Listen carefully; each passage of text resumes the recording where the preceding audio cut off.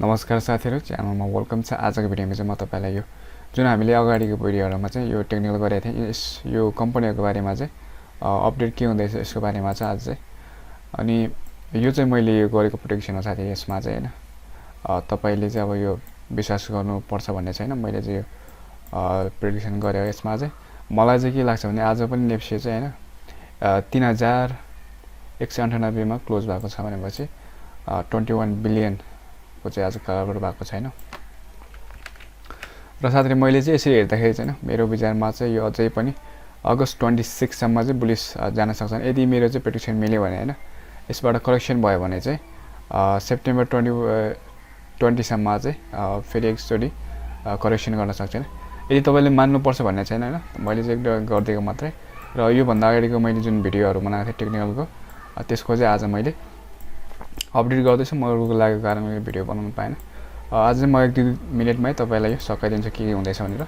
र तपाई यसभन्दा अगाडि चाहिँ मैले यो जुन अहिले चाहिँ एउटा हाइड्रो पावर कम्पनीको चाहिँ हैन आईपीओ आएको छ। तपाई चाहिँ अब नगद बासिन्दा हुनुहुन्छ भने चाहिँ तपाईले चाहिँ आईपीओ भर्न सक्नुहुन्छ। यहाँ देख्न सक्नुहुन्छ, यहाँ चाहिँ यो बुद्ध भूमि हाइड्रो पावरले चाहिँ यो 12 लाख किताको शेयर चाहिँ हैन सर्वसाधारणलाई दिने चाहिँ कुरा भएको थियो हैन।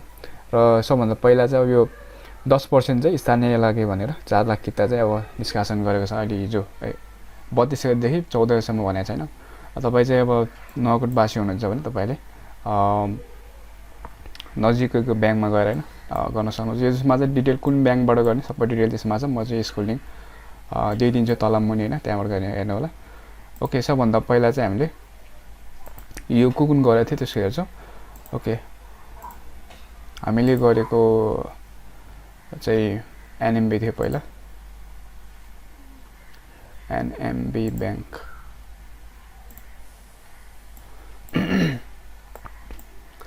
हजुर साथी, एनएमबी मा चाहिँ अझै पनि हैन साइडमै छ। यो चाहिँ यो जुन मैले लेभल बनाएको थिएँ यो भन्दा तल चाहिँ आउन सकेको छैन।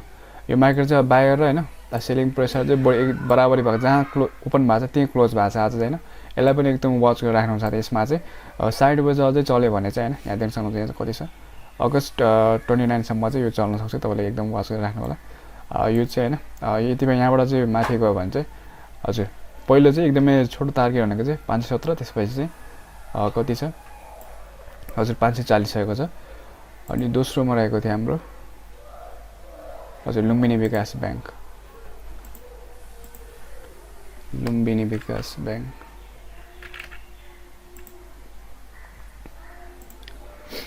यसमा चाहिँ साथीहरु आज चाहिँ एकदमै राम्रो भोल्युमले हैन। यो चाहिँ मलाई चाहिँ यो के लाग्यो भन्दाखेरि हैन भोलिको मार्केटले एकदम वाच गर्नु होला तपाईले। यदि चाहिँ भोलि चाहिँ हैन ठुलो भोल्युमले ब्रेकआउट गर्यो भने चाहिँ यो चाहिँ 800 को चाहिँ कम्तीमा पुग्छ हैन। यो चाहिँ मैले जुन तपाईलाई पहिलेको भिडियोमै भनेको थिएँ, जुन यो मैले लेभल बनाएको थिएँ यहाँ चाहिँ इन्ट्री गर्नु भन्ने भनेको थिएँ हैन। त्यहाँ चाहिँ तपाईले यो भिडियोमा हेरेर हैन कहाँ छ यो जुन भिडियोमा थियो त्यहाँ चाहिँ मैले देखेर भनेको थिएँ यो जुन यो लेभल बनाएको थिएँ मैले 635 को।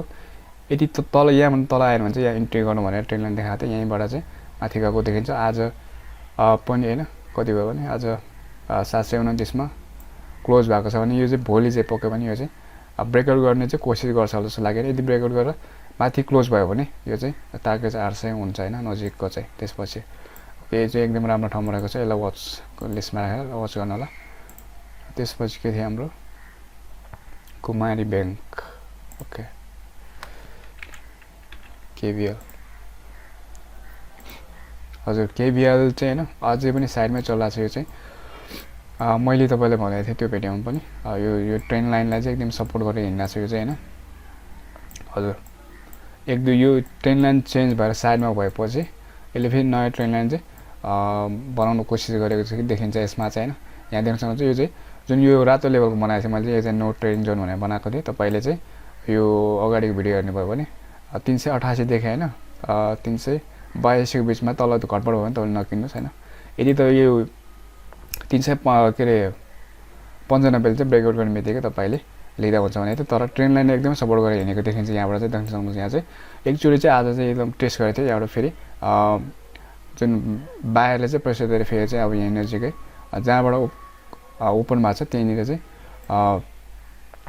क्लोज हुन पुगेको छ यसलाई चाहिँ अब अझै पनि यसलाई पनि तपाईले एकदम होस लिस्टमा राखेर चेक गर्नु होला KBL भएन अर्को छ हजुर लक्ष्मी ब्याङ्क साथी यसमा चाहिँ यो लक्ष्मी ब्याङ्कको चाहिँ हैन यो तल आइरा छैन यसलाई चाहिँ हैन 390 को सम्म चाहिँ तपाईले वेट गर्नुपर्ने हुन्छ र यसमा चाहिँ तपाईले अहिले चाहिँ इन्ट्री नगर्नुस् हैन तपाईले चाहिँ यो मैले यो लाइन बनाएको छु 408 लाई चाहिँ हैन यदि ब्रेक गरेर माथि नै क्लोज हुन्छ भने यहाँबाट चाहिँ तपाईले हैन भोलिको मार्केटलाई हेर्नुस् त्यसपछि यहाँ क्लोज भने यहाँबाट निर्णय हुन्छ यो लक्ष्मी ब्याङ्क भयो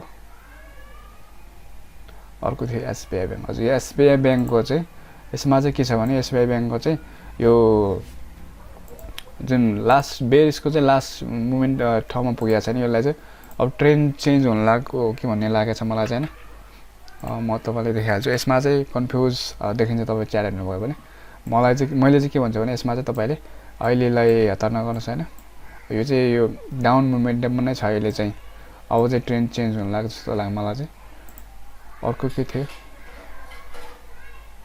नेपाल ब्याङ्क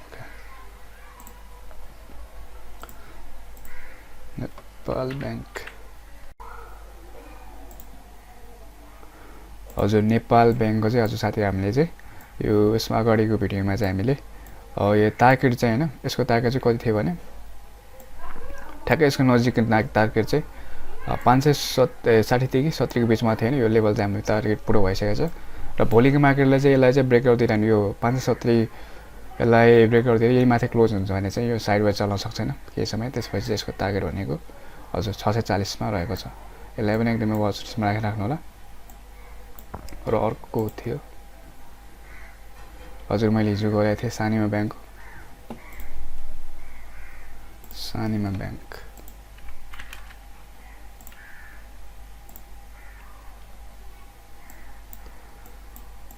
हजुर साथी सानिम ब्याङ्कको चाहिँ हजुर इन्ट्री लिने बेला हो अहिले चाहिँ तपाईले चाहिँ अब के गर्नुस् भन्दाखेरि चाहिँ हैन अहिले इन्ट्री लिने भन्दाखेरि यो साइडवेज चाहिँ कति छ यो सेप्टेम्बर 1 के अरे सेप्टेम्बर 1 सम्म चाहिँ यो चाल्न सक्छ हैन अगस्त यहाँ चाहिँ अगस्त मैले राखेको चाहिँ यसको टार्गेट चाहिँ बढीमा यो साइडवेजमा चल्यो भने चाहिँ हैन यो तल आयो भने यो ट्रेन लाइनसम्म आउँछ हैन यो कति छ 520 सम्म यदि तल आयो भने यही साइडवेज चल्यो भने चाहिँ यो चाहिँ अगस्त 31 सम्म चाहिँ चल्न सक्छ अगस्त 30 देखि हैन यो सेप्टेम्बर 1 सम्म चाहिँ यो चल्न सक्छ त्यसपछि चाहिँ माथि मार्केट चाहिँ यो लेभललाई ब्रेकआउट गर्न खोज्छ होला यसलाई पनि तपाईले वाच लिस्टमा राखेर एकदमै हेर्नु होला ओके आजलाई यति नै भिडियो हेरिदिनु भएको धन्यवाद